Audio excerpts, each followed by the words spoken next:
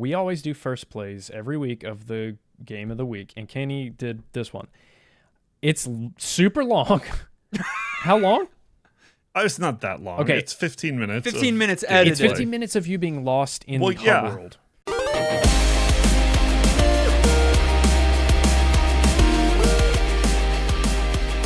Welcome to another week of New Game Plus, a retro gaming podcast where three guys spend 7 days playing one old game, and then we sit down and we talk about it. My name's Dustin. Nolan's the guy that's not me. You just ruined that. Come on, you gotta flow with it. But if name's Kenny. if you always go second, why didn't you go second, Kenny? Oh, we've gone like twice. Is there precedent set already? Hey, And I am Nolan. We are kind of a big deal now. yeah, 3 weeks in, and it's getting to our head. We are a big deal now. Welcome to New Game Plus, a retro gaming podcast where three guys still spend 7 days playing one old game and then we talk about it. My name's Dustin. I'm still kind of cringy. Kenny is not this guy.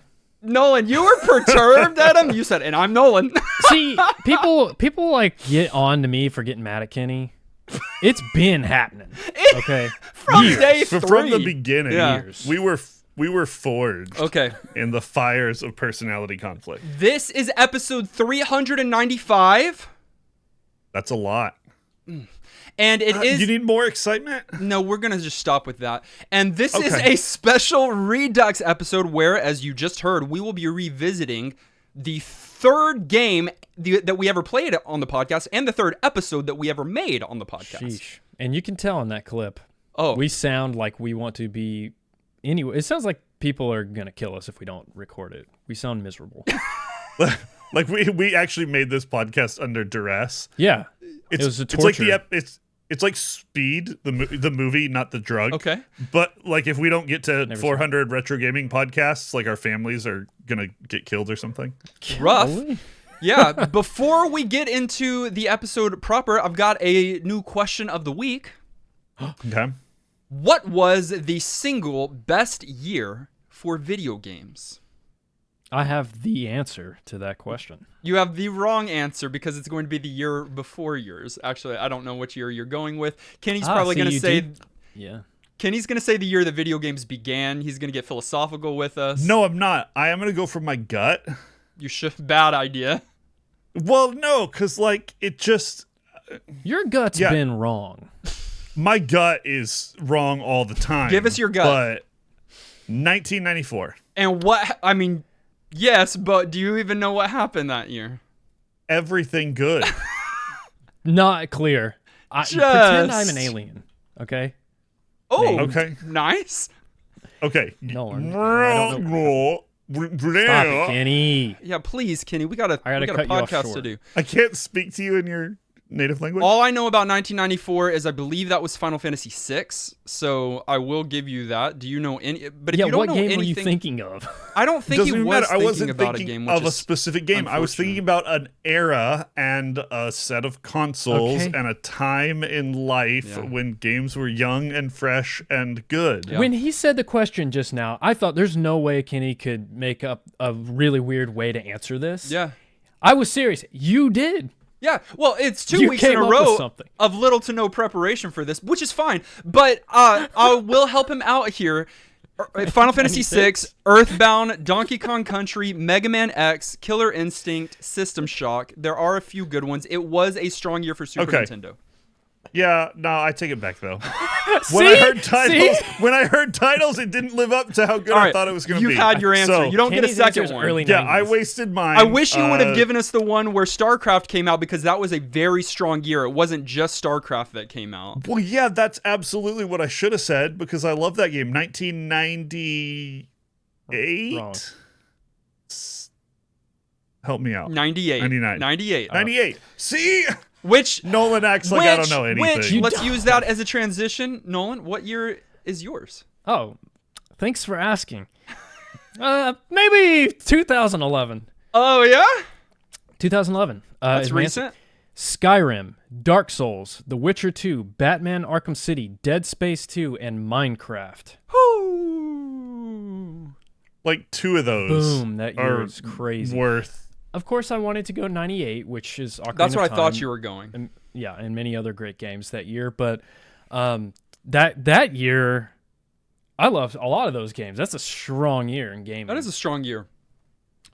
I'm going to do this. I'm going to give 2, and then you both tell me which one is the stronger of the 2. Okay. So I'll give you 97. It, of course, was my most pivotal year, but let me give you more than just Final Fantasy VII, which was released in 1997. You also have Final Fantasy Tactics, which was released that year, Symphony of the Night, which was released that year, GoldenEye, Diablo, and Fallout. Whoa. The start of Diablo and the start of Fallout. That was the Vince McMahon reaction. Falling out as you kept talking. Okay. That one's strong. Let me give you one other. It's closer to yours, Nolan. My other one was 2013 because we've got GTA 5, we've got The Last of Us, we've got BioShock Infinite, and it's when Final Fantasy 14 was changed forever with Realm Reborn. Yeah, big year. Which I'd say 97 is better. Yeah. There's so many good answers here. Many people would disagree with us on that. I think they would say 2013's the better out of those two, but I'm giving it to 97. I love this question. I think it's a good question of the week. Maybe in the future we'll be able to say 2023. Hey, no. This year's been solid. If you would like to submit your year, you can visit us on Discord. We've got a whole channel there called Question of the Week where you can drop in your year and fight for your year. And let us know which one is better than what? 97, 2011, and what did Kenny end up submitting? 96. All of my stuff was wrong. I'm just going to say the 90s and then be unequivocally right. Well, it's 1 for the money and 2 for the show. 3 to get ready. Now, go cat go. Who was that? I don't know. 1 for the money. Yeah. Elvis. Oh, Elvis. Like in a retro game of the week, Perfect Dark. Overview. Perfect Dark, again, is the spiritual successor to GoldenEye 007. Also came out on the Nintendo 64 and also a rare title. This came out in 2000 and originally was going to be created as a sequel to GoldenEye 007. So not really even a spiritual successor, almost a direct successor. But EA swooped in, bought the rights to the following James Bond game after GoldenEye. Wow. And so Rare pivoted and said, let's still make a spy thriller, but instead of doing it about James Bond, let's make it all about weird intergalactic conflict. And let's pull it off in spades on the Nintendo 64. Jane Bond. Jane Bond, yes, because the series has a female protagonist, Joanna Dark, who apparently earned herself the nickname Perfect by just being that good during her training process, which is a pretty high bar to set for yourself. And she may be perfect, but I am not. This game gave me some fits this week, and it gave us all some fits when we played it the first time on episode 3 of the podcast. I have a couple of questions. One, do you think that Joanna Dark, the name, has any correlation with Joan of Arc? Some would say Joan of Arc. Maybe. I didn't think about that. Yes. Yes. I'll say all yes. Right. I didn't think about that. Yeah, you heard it here first. Secondly, I think one of the reasons that the team wanted to go this direction and create something entirely new is because they had a lot of limitations with James Bond, right? Because it's not their IP. Well, one is James Bond, which is limiting. 2, it's based on a specific movie called GoldenEye. Right. So that's probably another reason, Kenny, already that they couldn't make GoldenEye 0072. Well, right. I think you know, if the money was there and the timing was there and the opportunity was there, I think they would have done a direct sequel at the time. Yeah, it just I'm glad they didn't. But yeah. Yeah, I'm glad they didn't either. There were other James Bond games. I played one on the PlayStation, I believe. I think even the next one that came out, but still not the exact team, not the exact game or anything like that. So they were able to do something entirely different here, and they did. So both, I feel, this is very similar and completely different from GoldenEye. We'll talk about that throughout this episode. Yeah. One other thing before Kenny gives us the story, the plot here, is, Kenny, you said that it dropped in the year 2000. We are now in the year 2023. Where this game is set. Yeah, we're behind, according to the game. How audacious of them to think that we would be there just 23 years after they released this game. They were right on one thing. This is a timely redux with all the alien news recently. Ooh, Mexico? Yeah, Elvis is Mexican. I mean, he's Mayan. I think that's his alien race. Yeah. I don't know if that's how you pronounce it, but so I thought that was interesting. And what's also interesting is that when this was first selected back in 2015, it was our most recent retro game at the time. Check this out. I think this will be kind of one of our most recent retro games because it literally came out in 2000, like May 22nd of 2000. And so right at the 15 year. Right at the 15-year mark. So this is about the newest retro game that we're probably going to talk about, at least for a while now. A couple of years from now, that might change. We went from Perfect Dark being our most recent game to games like BioShock, Mass Effect, and Super Paper Mario. Yeah, I was going to say it's comical to hear us say that. Right. That this was the most recent game, like at the 15-year mark, because now, yeah, we have ridiculous things. We called it, though, that a few years in the future, we would have games further in the future. And we did. I don't know that we knew it would be this many years in the future and how wildly that would change the landscape of the things that we call retro games. And so it's kind of fun to watch that, especially when we think about this game and it being retro in terms of first-person shooters and the sort of evolution of how those work and the controls and a number of things that we'll probably talk about more in depth as we get into this game.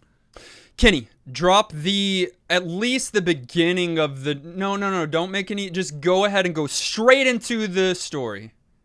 I mean, the story's way too convoluted to go straight into it. You're Joanna Dark, and you get dropped off on the top of a tower to go rescue a guy in the basement. And then there's aliens. Spoiler alert. By the way, can we just say there's going to be so many spoilers here? Can we not say that? I mean, we can say that. I don't think we'll say a lot of them. The big twists that feel like twists if you play this game blind aren't that twisty. If you go back and look at the handbook for the game, the whole intergalactic piece is, I know it doesn't unveil itself until you get further into the actual story in the game, but it's presented right away as the premise of the game. And not only that, on the cover art, if you look close enough, in Joanna's right eye is a reflection of an alien. Interesting. Really?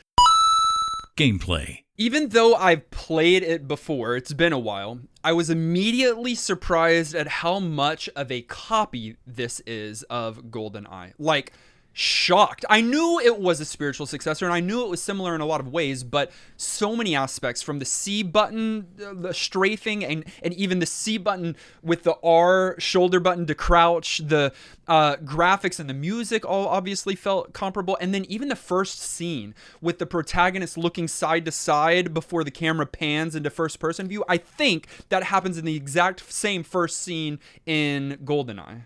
Yeah, it's not a spiritual successor; it's a physical successor. It's a copy paste in a lot of ways. Some would say a copy paste and improvement, and we'll decide that for ourselves. It's very obvious, though, if to people that have played GoldenEye, that this is the same engine. This is the same.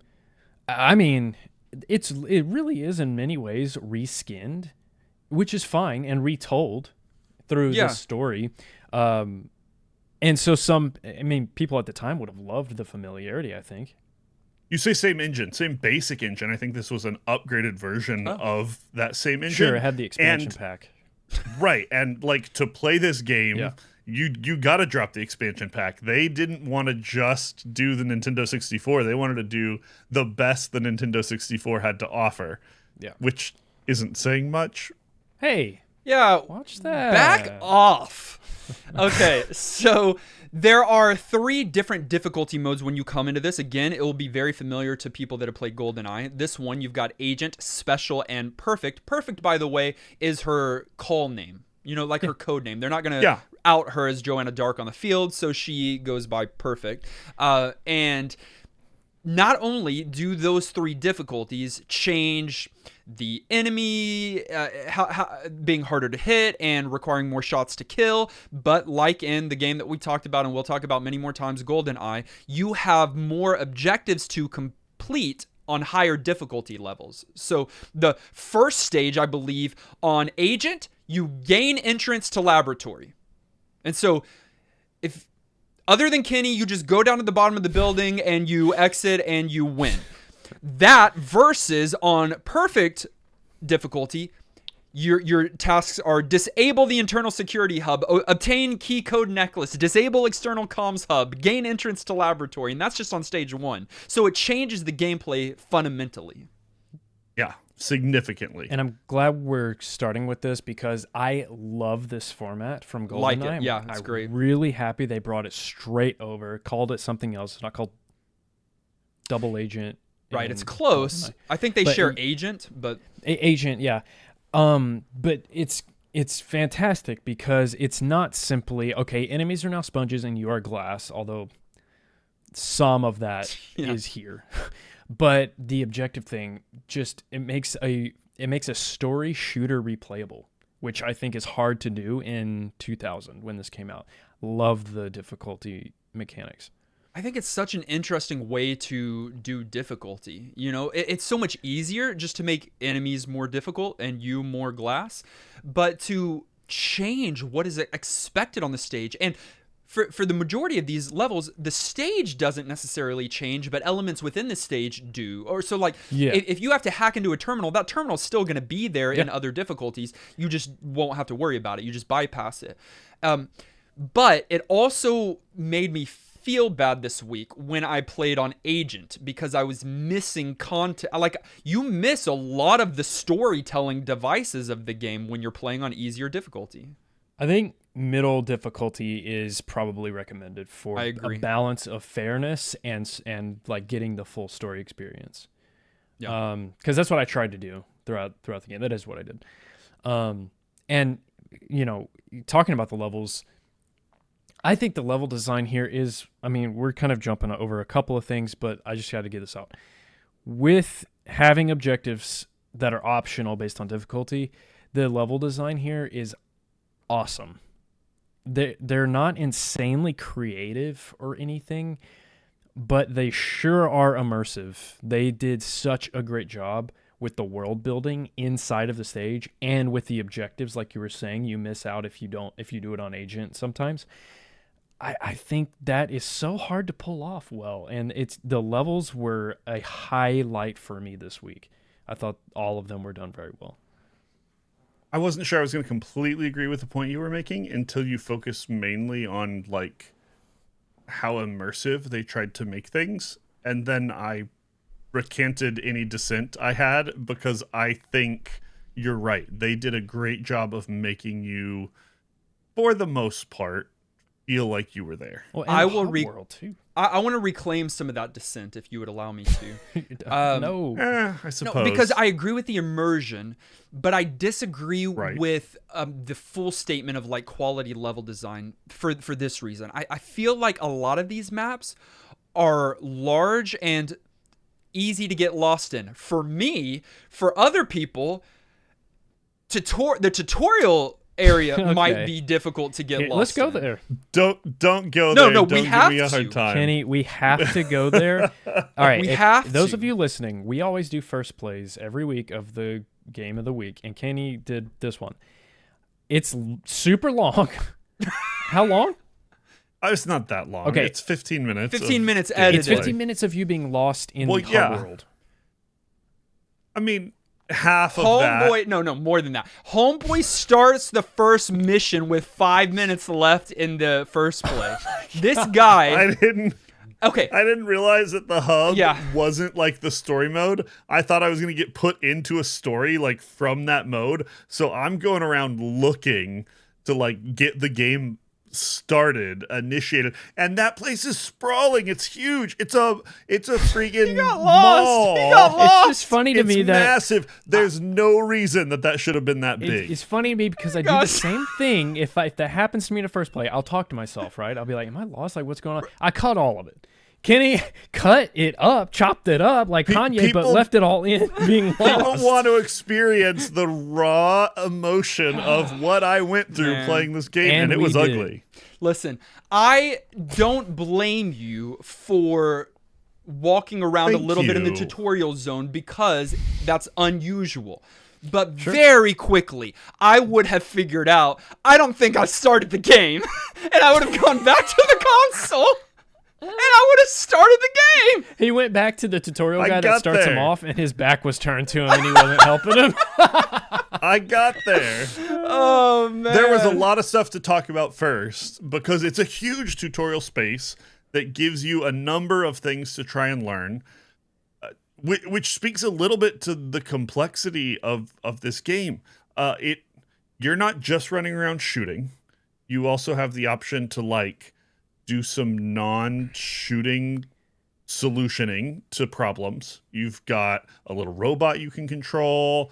You've got the ability to like hack into consoles. Not as much as in some other games that we've seen that really give you like a whole different like set of gameplay, but you've got choices.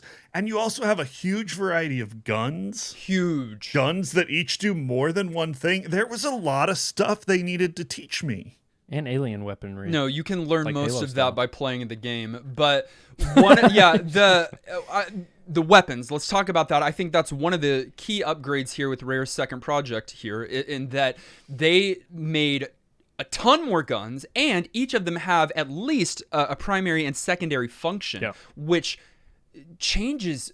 Man, like here's the thing. Cool. When in GoldenEye, I would use the what is it called? The RP. RPK? No? PPK. I can't remember it. It has numbers too. RGB. No, it's not RGB. That. Wow. My memory of my golden days have escaped me.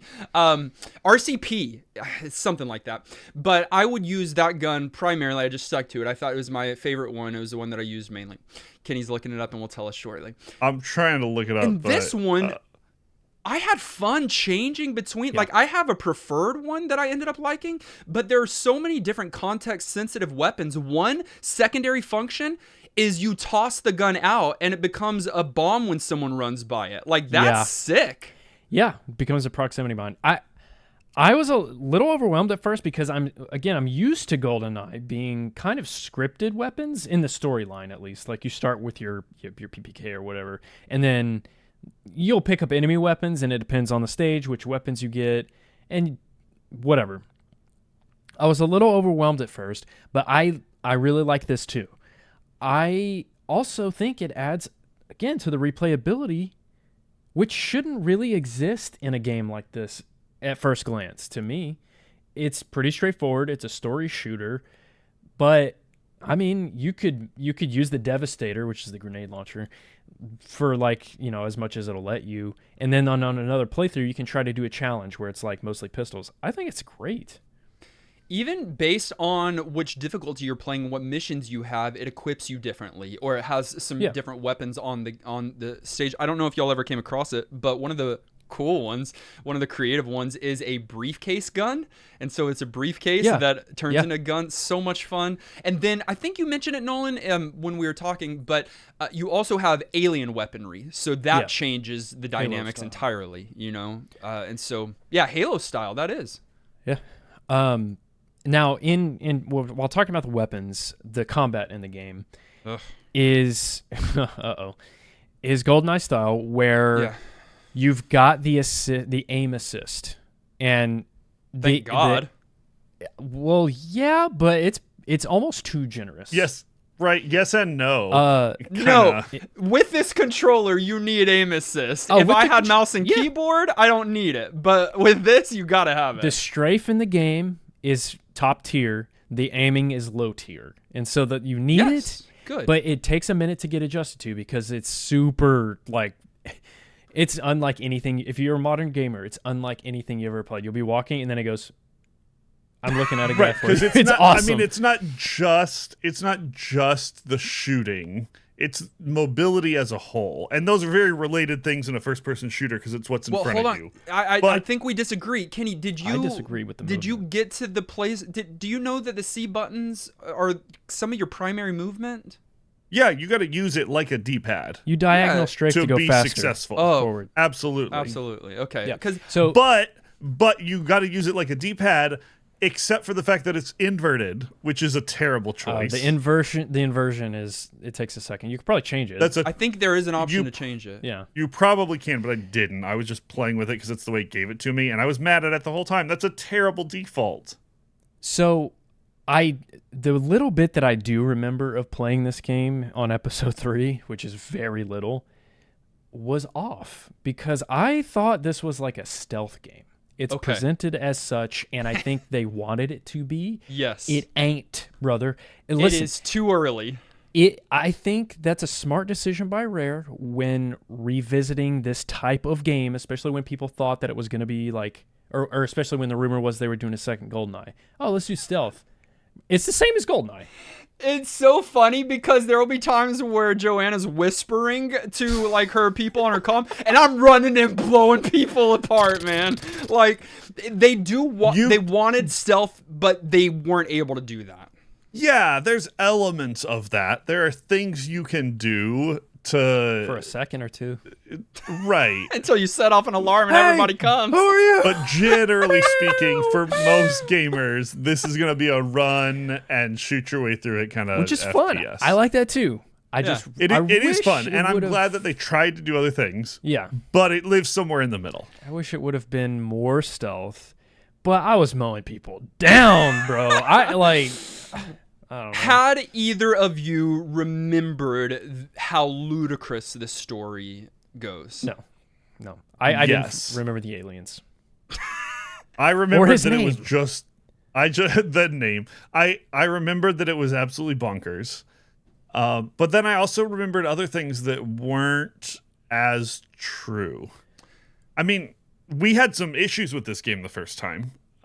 Partly because we weren't playing with, I don't think any of us had Nintendo 64 controllers at the time. Which don't know how. So I don't know if I was playing this on, I don't even know, mouse and keyboard, or if I was playing it on like a Super Nintendo pad. Whatever it was, it did not translate well, and so yeah. Well, Dustin, about the story, I didn't remember the ludicrous nature of it, but what was more shocking to me was that it's not really that self-aware. I don't. They're not trying to be that funny. I don't think you can't tell. I think they're trying to be cool. I think so too. But then you've got an alien that says, "Just call me Elvis." Let's see what our reaction to that was. Okay, so many years ago. This story just unravels, and I didn't even mention the alien's name. What? Do I get to say it? Sure. Elvis. He says, "Just call me Elvis." And so you've got a talking alien that's gray with a big head named Elvis. This game just unraveled at stage 4. I'm like, this is good. I'm kind of getting into this, and then it just becomes a comedy thing after that, in my opinion. Yeah, to a degree. It's ambitious. I can appreciate it though, because it is kind of silly. I mean, it's obviously silly, but I don't know. I commend them for going there. I'm firmly in Dustin's camp on this one. Like, I love that they went sci-fi, and that's fun. Like, it's a great genre. But it made the story just so ridiculous, and like, I'm already not a shooter guy, and like, big gamer confession time, I didn't even really like GoldenEye. Thanks for being on the show with us, Kenny. You're out of here. I stand by that. That's known. I haven't ever been a huge. I've known GoldenEye he's fan. not been a shooter guy. We've played GoldenEye since this episode on the show. Yeah. Yeah. I blanked that out too. I don't remember anything. Well, it's been a long time. We've had a lot of episodes as well. Yeah, we had interesting takes. It doesn't surprise me in double retrospect that they did what they did. I mean, this was, the end of the 90s. X-Files is a whole thing. Like the whole, is X-Files it humor or is it serious or like, is it too much? I think the fact that it was so over the top and almost like soap opera-y version of like space, but that's what people were doing. The villains in some of these games are so over the top. You think of Snake, what's that game? Metal Gear Solid, thank you. I'm terrible with names, human and video games. And like they just went big and over the top and it's what they were doing. So I don't know. It's not surprising. Yeah, it's but weird. It's crazy. It feel like it starts as this like you're an agent and of the future and sci-fi espionage. Somewhat grounded.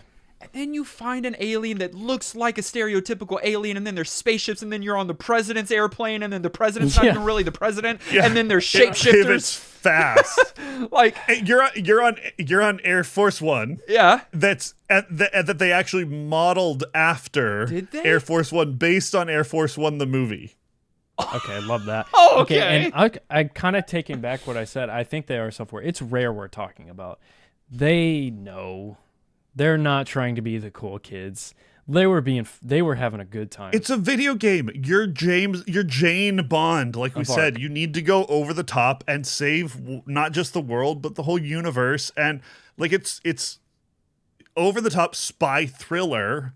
And why not go to space? Just tell me like, Elvis. He said that. Bro said I'm that. okay with and then it goes more crazy from there. Oh yeah, that's mild, that part. We haven't even talked about all of the stuff this game has to offer. Because, like, whole story mode, there's a complete multiplayer option. There's the option to, within that, customize yourself in all sorts of crazy ways. Like, everyone talks about GoldenEye as being the multiplayer game. This game took that and then stretched it maybe even a little further. There's the ability to play through the game co-op. Yeah. Both same team and alternate teams where you work against each other. What? They didn't just stop at let's make this game like a spiritual successor of GoldenEye and a good single player game. Let's pack it full of every single thing that we could possibly give our fans, including initially the plan to let you like take a picture of your own face and put it into the game, which they cut. That anyway. But This is a good idea to cut that. Let me clarify the two co-op modes because I think this is interesting. Yeah, a team campaign, kind of like Halo, where you're able to do the campaign missions together, but then counter operative is what I believe it was called, where one person is Joanne doing the missions and the other person is a randomly spawned opponent in the game. Oh my God. With less health, the NPC. with less health, and if you get killed, you can respawn as another. So like you just become another NPC. That's so fun. Hey, That's developers, so fun. that's a good modern day idea. I've never heard of that and anything. That's sick. Right. Also, the multiplayer thing, yeah. I actually hear that it's good, and I'm not surprised by that because it's rare. And GoldenEye was good, and it's good again. I can't speak to it because I've never experienced it. Right. I wish that I had, but like, split screen and everything, but I'm assuming it's the GoldenEye treatment. Aged. I think virtually everything in this game ages poorly. Woo! Wow. I'll run through them if you want me to, but we just talked about all the multiplayer and co-op modes. Can't play them. You largely can't play them with your friends it's unavailable. So that huge segment of the game. No. Yeah, blame society. It's an all of us problem. And then you're gonna agree with me on this one. They were trying something, but back during this day when they were just putting these face meshes on polygons, it wasn't a good idea. It is hilarious though, and I've put graphics. I've decided I'm gonna defend them blindly. So we'll see how this goes. But they are not good.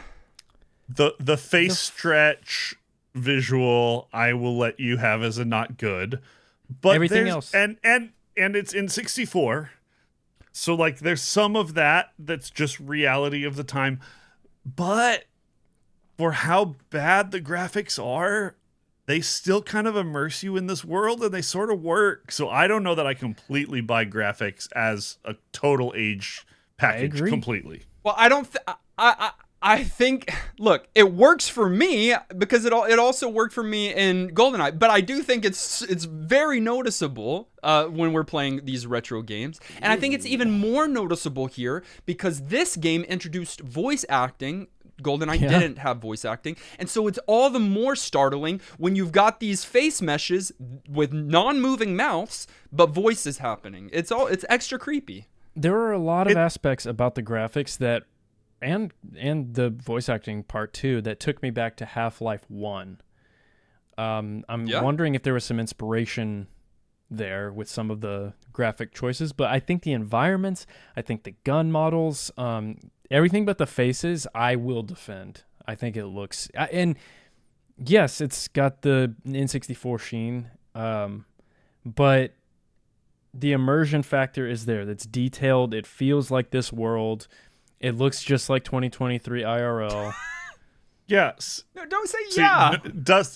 I'm saying yeah as in the I'm going to talk now transition, not the I agree with you transition. Dustin says everything about this game ages poorly. I think there's only really one thing about this game that truly ages poorly, and that's UI and controller scheme. Oh, the UI Nintendo 64 is garbage. Yeah, Nintendo 64 controller is weird. Oh. And it's hard to go back and relearn it, and it doesn't feel right playing a shooter 2-stick mobility. You'll get used to it, but it's gonna feel really, really foreign. And then you've got to get through menus. And what a fall from grace because they had the GoldenEye freaking watch menu, which is top tier to this day, and it had the jam music behind it, to this ugly, hard to use, dumb box system. Are you talking about the web? You know how like when you put words into that generator and it gives you a web to show you what words and some of them are bigger? That's what it felt like. And the thing that's terrible is you have to hold down, what is it, A or B to get the web to pop up. And then you have to move the cursor over there and release it, hoping that it locked in. Because if it didn't, then you didn't bring out your item. Atrocious. That's very bad. So you said two things, Kenny. You said the UI, which we agree with, and what was the second? And the controller scheme, sort of as a whole. Do you mean movement of the character controls? You guys played lots of GoldenEye back in the day, and you've got that. It's a bicycle muscle memory thing going for you. I don't. Yes, fair. So it's a hurdle. I completely understand. When I played this game this week, I said, oh, that's why people don't like GoldenEye. The people that don't. Because I have so much legacy with GoldenEye that I'm like, this is nearly a perfect game, you know? It's nothing to me. And then I play Perfect Dark, which is pretty much the same thing, and I'm like, oh no. But I get why people say some of these things about it now.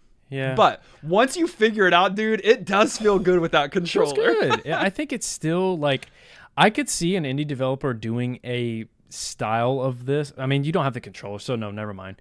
Like, it's the controller, period. You can't really, because if this was on PC, it's like nothing. That's just a PC game. But they had to do something with the movement with those C buttons, and they did it well. Given what the N64 offers you, I think they got about as close as you can get. So I don't mind it, but it's jarring as a 2023 person going back and playing shooters from that era. One thing none of us said that aged poorly: music. What? We hadn't said that. Is all Kenny just said. Right. I'm saying nobody brought up the fact that it aged poorly because it didn't. No. Yeah, this music is amazing. Whoa. Okay. This music is good. No, it's amazing. It's harsh at times in combat with the gun noises and stuff. They use like the realistic, like real noises, I think. Which I love. Just fine. The bullet pings shooting past your head and stuff. Like, why not? But it's got the same style as the GoldenEye soundtrack, which is goated.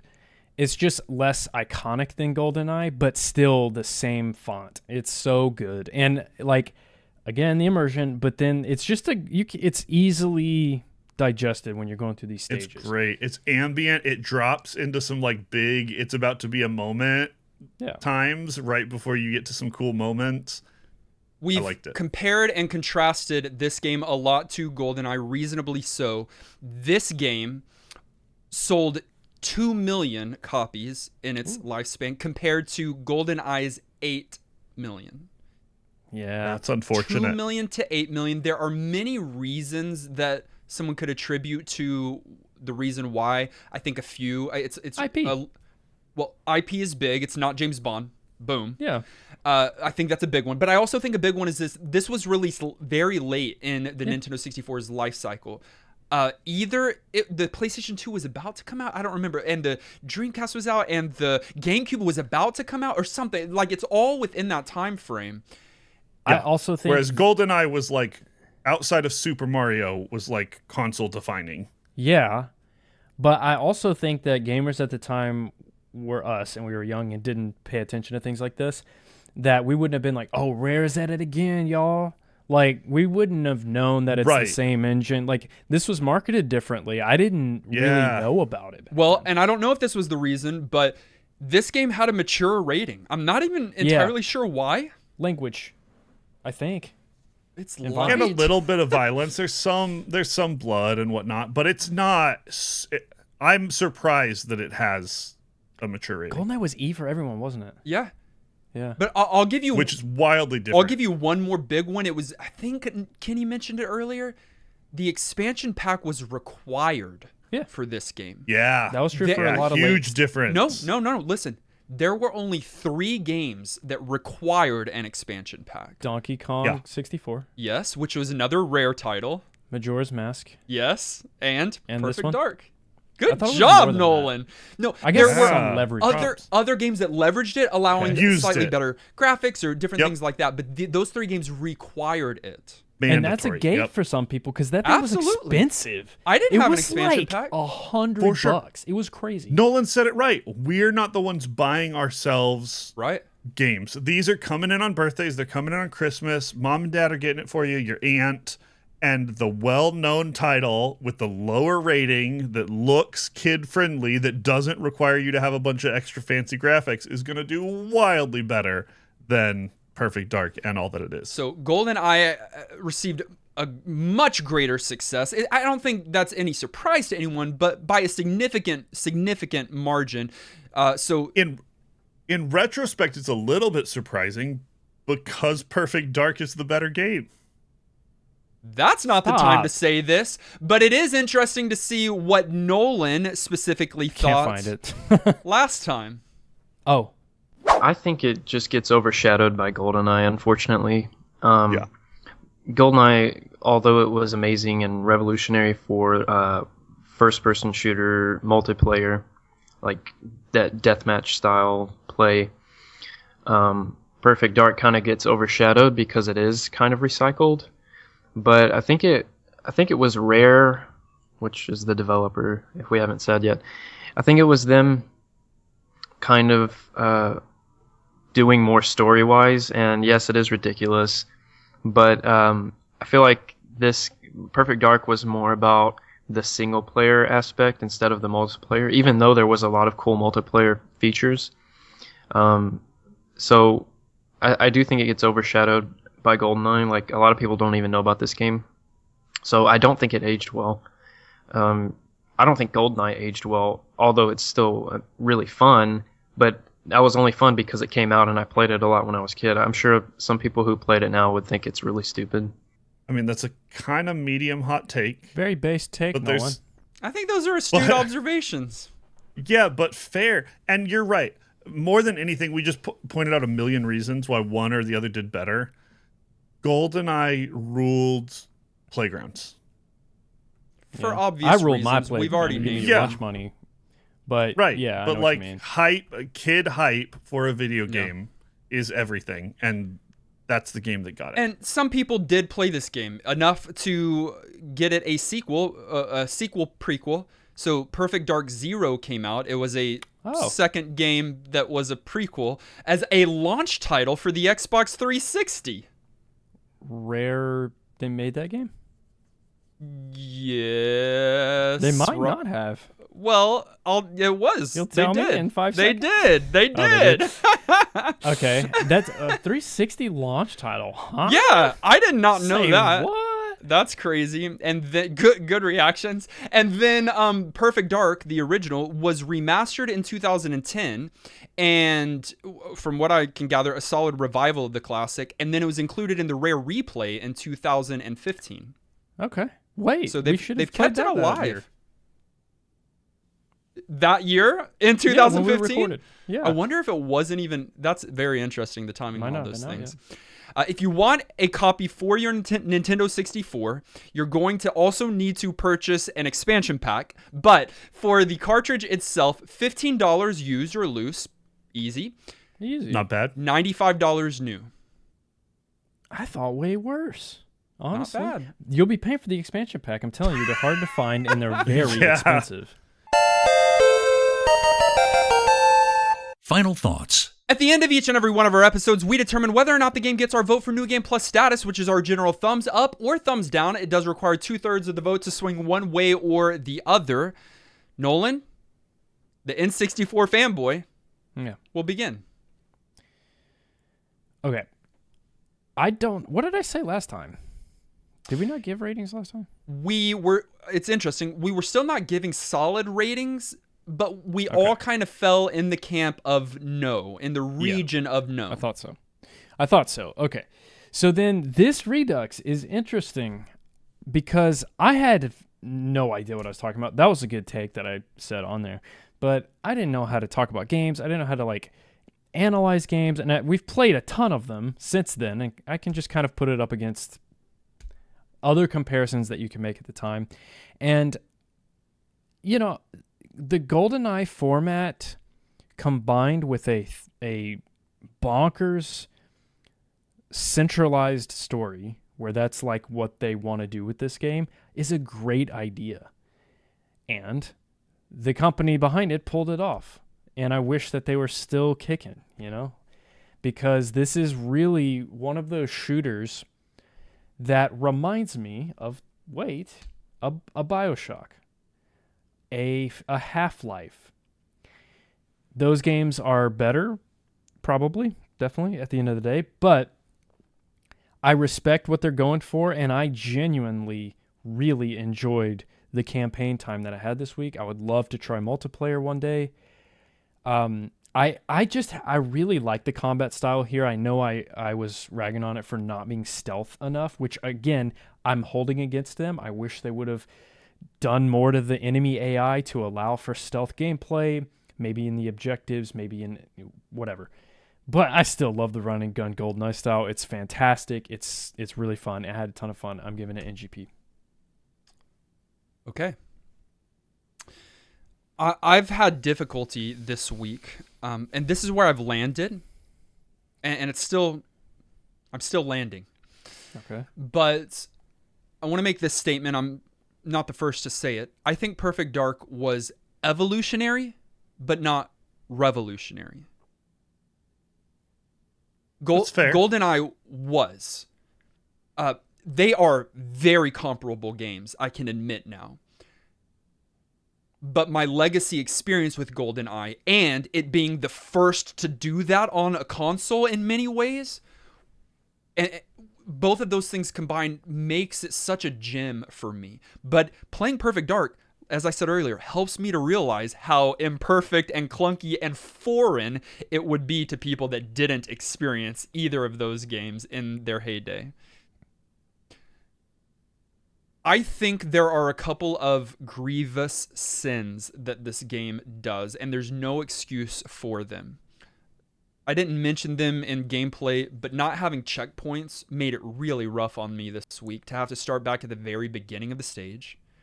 Not having a mini-map when games had mini-maps at this time, and the the large sprawling stages with opaque objectives often just made this game quite frustrating to play. And so I was on this balance of like frustrating gameplay with fun, quirky story, fun weapons for sure.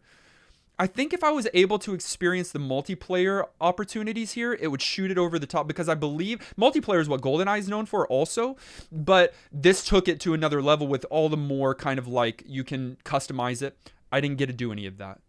So I'm teetering and I'm tottering, and I'm still going to say no at the end of this. I respect it a lot more than I did, but I was teeter-tottering, and then I just don't think it's going to hit for everybody, especially if you don't know your way around this N64 controller. So I'm going to say no. Interesting. I might have swung the hardest. I think of the three of us, I may have liked it the least the first time. I might like it the best now. Wow. After that first play? Yeah. Okay. He said, don't get me wrong, that first play on its own was very frustrating. But every experience after that, at least once I was able to get over how the controls worked. And that is still a problem with this game. I think Dustin's call out that this game is imperfect and pulls some legacy of games and shooters at this time that do have some inherent issues. And this one, I'm not saying it's the perfect game. There's UI issues. There's some, things like you said, Dustin, about how the missions work and the like fluidity there and player friendliness that are problems. But last time we played this game, I think most of our primary complaints, at least mine, were control, UI concerns. I think those things are still valid. But man, after you get over that stuff and you can move around this world and feel natural and figure out the manual shooting, it's just this crazy immersive little gym with the quirkiest little story that goes from 0 to like not even 600. It goes from like 0 to something that's not even numbers in like no time flat. There's plenty to do. You love Elvis, don't you? Yeah. All the good, you are. all the good outweighed the bad for me. Even with my rough first play experience. So yeah, I'm absolutely this time giving this game my vote for NGP. Redux has reduxed me, and people should play this one. Wow. That means that for the first time officially, Yeah. Perfect Dark is New Game Plus certified. But what did you think on our YouTube poll? 66% said yes, it's worth playing today. 9% said no, go play something else. And 25% have never played it before. Expected spread there, I think. Yeah, sounds right. Many within our community played along this week and wrote in their commentary. Here are a few of your thoughts. Levi said, so I really thought this game was going to be an easy NGP for everyone because of all the fond memories I had playing it as a kid. The story and game mechanics blew me away when I was younger. I adored the multiplayer because I could customize the entire experience. I had specific cosmetics for the bots and based them on my friends who would come over after school and play against or with me. But after playing many nights, I find myself sometimes lost and kind of getting physically sick from the jank. Thankfully, I remembered 3 things. 1, I can actually legally own this game now. I think it was mature and he wasn't able to actually play it as a kid. Yes. And I'm going to tell the cops. Parents in trouble. Number 2, Going to jail. I'm now old enough to buy booze for my endeavors. And number 3, I brought along my nostalgia glasses. I love this game. For me, it's NGP. I'm so fascinated in this customization thing in the multiplayer mode. Yeah, I don't know all the details, but I know that there's just tons of customization that you can do in this game that's just outrageous. Cool. Harold said, all right, seems we are obliged to compare. I liked this a lot better than what I remember from GoldenEye. Both games are something I didn't play during my childhood, and I always thought the latter was a bit overrated looking back at it. These graphics are really good for N64. Somehow, I didn't think the system was capable of these awesome light effects and decent-looking models. The soundtrack is also noteworthy. It sets a great tone and allows for next-level immersion. Besides those qualities, I don't think it's worth going back to, though. The controls, while not being awful, are just not something I got used to. The overall feel of the game was floaty to me. Summarizing, didn't have enough fun to give it NGP, but it's one I do encourage people to at least know about. The comment about the lighting made me laugh because there were a couple times where like I would go into a room and I would get flashbanged because it's so bright. That's because you left on your night vision goggles. Maybe. This game, I think the developers were really like boasting in the improved lighting and the shadowing, but I noticed that it impacts frame rate and with all the people on screen and firing. Quickly. It's bad. Frame rate's bad on this game. I'll just not throw good. that out there. It frustrated me. Yeah. Team Bobo said, this game is just straight up really great. It aged well enough and is still very much playable. On top of this, it has such a wide variety of weapons and gadgets, so the game never really gets old. The only real issues are the graphics and the controls. But those two things are to be expected for this kind of game. NGP for me. Yay. I think more people are going to agree with the NGP side. Maybe. I will say, I think this game puts its worst foot forward. Meaning, I think the first few stages are the most slow and grindy and somewhat not enjoyable. And then I think it gets a little bit more enjoyable 3 or 4 or 5 stages in. If you include the tutorial in that, we don't. Its worst foot is way out ahead of all the rest of its body. By the way, you don't have a gun, so Kenny's just running around with nothing in his inventory. All right, Garlisle said, it's hard to encapsulate my love for Perfect Dark, especially in pinning down why I love it, and I'm not a fan, and not the fan favorite predecessor GoldenEye. But I think the best demonstration of the difference is the Carrington Institute. In a genre so focused on competition or tense solo action, this game just gives you a place with no pressure. A place where you can walk around and get familiar with the controls and talk to people who color the world before you've even started the first mission. It just speaks to why Perfect Dark, despite its sometimes rough control scheme and tricky mission objectives, wants players to engage with it. Not by just being a retread of what came before, but its own world. And that just helps it establish such a different personality from the rest of the genre for me. I completely agree with his outcomes and his opinion, but I completely disagree with the reasons why. It's That's so funny. So good. Thank you for sending in your thoughts on the Retro Game of the Week. You can do that each and every week.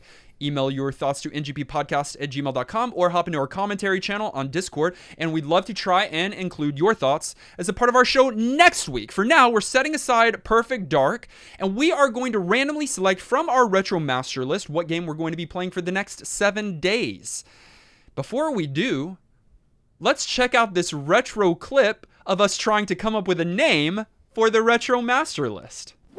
Well, we've got something to talk about real quick, and we don't have to decide it right now. In fact, we could really use our listeners' help, but we've got to come up with a name for this list that we're compiling. It can't just be the list, you know. I kind of like the list. Well, I mean, if it's something generic, it's got to be like the master list or the retro list, something along those lines. Make it like the game list. That's really creative. You're stepping I know, edgy. Yeah, edgy, right? Bring it back, please. Well, you were right. That was the bird. I was wrong. And I'm glad that your two ideas combined landed us where we did. Yeah, we were... Because the Retro Master List works great. We were right there. And we made the joke before, but around this time, we had, 9 games on the Retro Master List. Right. Or on what Kenny called it, the list. And now we've got thousands. Too many to count. But the game that we're going to be playing for the next 7 days is none other than... This is Rare. Again? Not the developer. Oh, I was like, what? It has happened a few times on the podcast, and it's one of my favorite things that transpires. Whoa. It is when someone has been putting a game in a Patreon pool many times over, and it never gets picked then, only to be picked by the randomizing gods at some point in the future. Wow. Okay. This person has been putting this in for years. Years? Literally? Years, literally. Okay. And they're going to be very excited when they hear that we are, for the next 7 days, playing a game that is an action role-playing platforming video game. We don't know what action RPGs around here are, so just... That doesn't mean anything. It came out for the Nintendo Entertainment System in 1987. Okay. And Japan made it here just a couple of years later. So it is from Japan. It was developed by Hudson Soft and published by Nintendo. This is a spin-off or a side story of a different series. And it has been submitted for years by Ben Wilson. The game that we're going to be playing for the next 7 days is Faxinadu. I don't know how to pronounce it. We never have known how to pronounce that game. That's probably how you pronounce it. We will learn. I guess. I'm still going to say Faxinadu. My guess, it's actually It sounds French. Nope. Shove. It's a side story of Xanadu, so it's probably Fazanadu. Fazanadu is not We'll find what I'm out. gonna be saying. Find a copy, play it along with us, celebrate with Ben, because we're going to be playing Faxanadu for the next 7 days. Join us in Discord. We have a wonderful community. You heard from some of them just now, and we want you to be a part of it. It's free, and all you have to do is go to discord.gg/newgameplus. I'd like to welcome a couple people that made that decision this last week. Mush, Master Flex, and Wit. Welcome to Discord. Welcome to the fam. We also want to say thank you to those of you who support us on patreon.com. Truly, we appreciate everything that you do. So to our director level supporters, Bro Jim, Garlisle, Super Hypered, and Miss Muso, thank you so much for truly going above and beyond. To our many producer level supporters, including Adam, Alex, Marlene, Antonin, Ben, Big Dude Brunt, DH Bowser, Ellis, Fishy, Francesca Gimbin, Hallex, Harold, J. Robert, Jake, Jared, Joey, Jordan, Justin, Kenny's Beard, Glenn, Knickknack, Corey, Levi, Maxima, Not Enough Dog, Pedro, Replicated Flame, Sage and Sarah, Shane, Shauna, Psycho Mantis, Thomas, Turtle, Unbedavable, Siegfried, and Zion. And to all of you who support us at any other level of support at all, thank you, thank you. You're the reason we bring you this awesome retro gaming community every single week. You can find us on our social media. That's Facebook, Twitter, Twitch, TikTok, and YouTube. The links are in the show notes. Listen directly on any podcast provider of your choice. Make sure you subscribe so that you are the first to get new NGP episodes. And while you're at it, please leave a kind rating and review. Our video episode was edited by our friend Dylan. Our audio episode was edited and produced by our friend Dan Willett. Join us next week as we play Faxanadu. Until then, I'm still Bond. James Bond. I'm still really bad at this tutorial. It's not what your mama said. And this has been New Game Plus.